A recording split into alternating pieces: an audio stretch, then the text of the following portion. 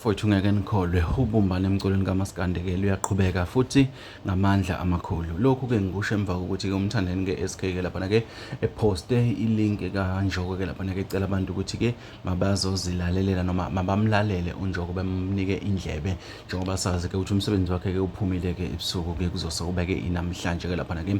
Le nto bafowethu ikhombisa ubumbano-ke olukhulu-ke endimeni kaMaskandi. Sikhumbule mesikhuluma ngaNjoko ihoboshe-ke sikhuluma ngensizwa-ke ethandwa kakhulu ngabantu futhi-ke yenza umsebenzi omuhle kuwona-ke umculo kaMaskandi-ke uphinde-ke ulalelwe kakhulu-ke ngabantu abaningi-ke abahlukahlukene-ke. Kanjalo-ke nomthandeni-ke insizwa ekuyona-ke indima-ke kaMaskandi. Ingakho sithi-ke ubumbano emculweni kaMaskandi-ke luyaqhubeka kakhulu njengoba-ke sibona kwenzeke izinto esingakaze sicabanga ukuthi ziyohamba zifike zibe la. Kodwa namhlanje siyabona nakho-ke umthandeni SK artist elikhulu kangaka likwazi ukuthi-ke lisho ukutshena abantu ukuthi cha bafowethu akulalelwe na umsebenzi-ke wehoboshe-ke laphana-ke insizwa-ke yasemshisandlu-ke laphana-ke uNjoko. Le nto bafowethu ikhuluma inkulumo enhle kakhulu kubantu futhi abantu le nto bayincome kakhulu. Abanye basaphawula ngayo namanje kwalokhu nabanye futhi basazokhomenta ngayo. Kodwa-ke okubalulekile bafowethu-ke ubumbane kweluqhubakalayo emculweni kaMaskandi-ke emva kwesikhathi eside lungekho noma luhlakazekile. Kodwa-ke sesiyalibona luyaqoqana luyabuya kancane kancane. Le nto inhle kakhulu ishayele